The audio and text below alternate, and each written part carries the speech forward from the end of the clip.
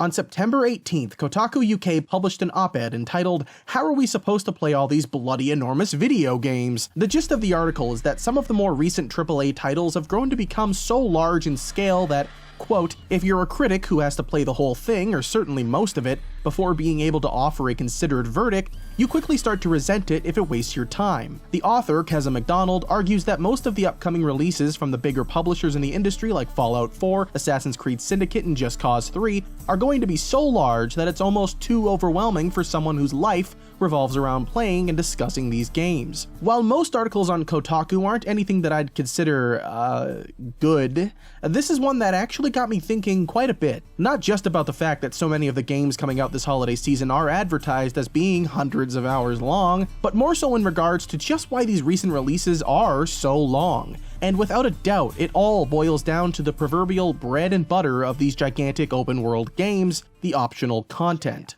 Ain't that the truth? Whether it's collecting diamonds in Far Cry 2 or completing multifaceted quests in The Witcher 3, open world games just cannot escape the need for side objectives. They're all littered with things to do, from the mundane to the spectacular, and the larger the worlds are, the more of this content the developers have to include. Some maps are so filled with colorful objective markers of all shapes and sizes that it sometimes becomes a challenge to really know what you should do first. From a design perspective, this bevy of optional content is a genius idea. When developers create worlds as large as something like Skyrim or Grand Theft Auto 5, it can become quite the challenge to get the player to become interested in exploring the landscape. Without the player being assured that there's at least something to find in the world, that giant monument in the distance or beautifully designed forest that a team of artists may have toiled over for months can go to waste. By adding these minor rewards for exploring the world, not only can players become more immersed in that world, but developers can incentivize exploration. Instead of having the player aimlessly wander through a vast open world, they can instead be led through it with metaphorical breadcrumbs that lead them towards the next meticulously crafted location. To a designer, that may sound like a fantastic idea, but for gamers, it's a terrible one. Handholding has become an almost too common occurrence in modern gaming, and while that's fine in most cases, exploration is one of those things that needs to be natural. You're supposed to enjoy that delightful sense of finding something yourself, be it an interesting view or just a cool collectible. Discovery is supposed to feel organic, but these markers blatantly pointing out the precise position of every interesting location are the exact opposite of that. They're inorganic. Instead of having fascinating directions and means of pulling the player towards more spectacular locations, developers have been opting to plop little shapes onto our mini-maps and compasses to direct us towards the next place to see. The radio towers that Ubisoft are so infamous for are a great example of this problem. Once you complete the lackluster attempt at a platforming puzzle, the camera zooms out and does a good few spins to show us cave entrances built into cliffs and buildings hidden in forests. These are things we should be finding or at least seeing ourselves while atop the structure. We should not be having them distinctly pointed out to us on the map just because we climbed to the top of a radio tower. It all feels unapologetically lazy. Half of the fun of exploring in these games should be the journey itself, not just the destination. Entering the umpteenth cave with a singular enemy and a chest full of useless armor isn't enjoyable, but at the very least getting there should be. Finding that cave should feel rewarding in and of itself, but the way the game guides you towards it with clear and immediate directions takes away any bit of that sense of discovery.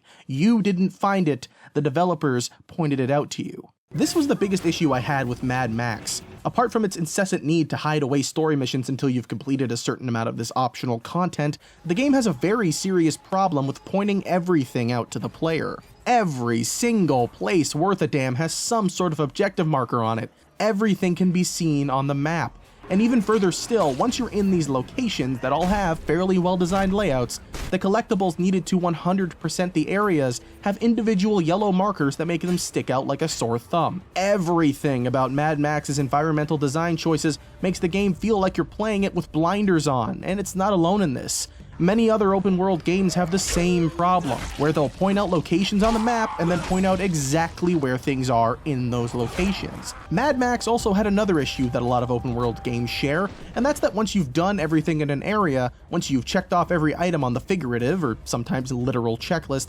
nothing happens.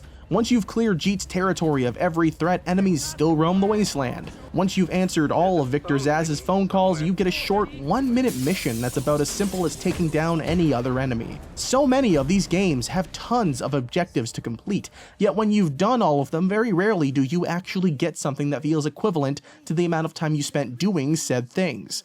My favorite example of this is the No Stone Unturned quest in Skyrim. The quest has the player hunt down the 24 stones of Baron Zaya, each with an undisclosed location that is never given to you in any way. No hints, no indirect references, you just have to blindly search until you eventually find them. The stones are mostly found in quest locations and random huts, but without any sort of mods or a guide, you can spend tens or hundreds of hours trying to find all of these stones.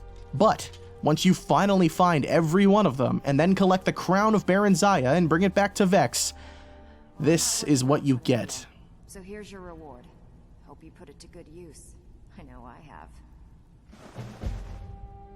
A minor passive buff. That's it. No interesting story conclusion for your hours of work, no fun little battle or piece of special equipment for the tens of loading screens you had to sit through, just a passive buff. Shit, Wade. Now don't get me wrong, there have been cases where games have given relatively worthwhile rewards for your investment of time. Most often, optional content acts as a means to balance challenge. The more side missions and challenges you complete, the more armor and XP you gain, and the easier some of the story missions can become. It's a neat way of allowing the player to make micro adjustments to difficulty, but it can cause a lot more problems than it does solutions. Borderlands 2 had a major problem with having far too many side objectives, to the point where if you had completed all of the optional content available on your first playthrough, some of the story missions became unbelievably trivial. This almost reverse difficulty curve impacts many games that offer major incentives for every little bit of content, and it makes balancing much more difficult than it needs to be.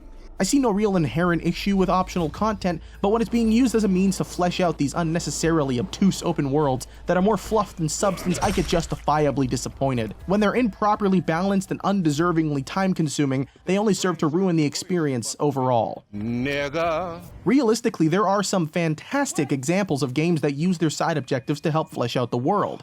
There are games out there that have the capacity to turn even simple chess into important narrative set pieces. There are ways to create missions and objectives and the means by which we get to them that feel organic and feel fresh. It's just that we're not seeing it. It's a combination of a seemingly deep-rooted lack of imagination and this insistence on giving every consumer the most bang for their buck, even if the things that take up their time are some of the most menial and repetitive chores that string the player along like a flashier version of the Skinner box and subsequently ruin any means by which they could actually experience some semblance of enjoyable exploration.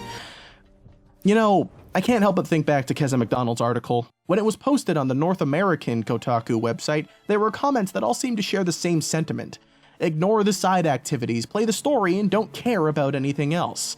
Should that really be the mentality we have towards this stuff? Should we really be going into these games with the intention of ignoring what is anywhere from 50 to 66% of the overall playtime? No, we should be expecting more from developers. If even half of the menial optional content in games like Mad Max and the Far Cry series were scrapped in favor of more expansive, thought-out and world-building, narratively focused content, we wouldn't need to think about skipping past this sort of stuff.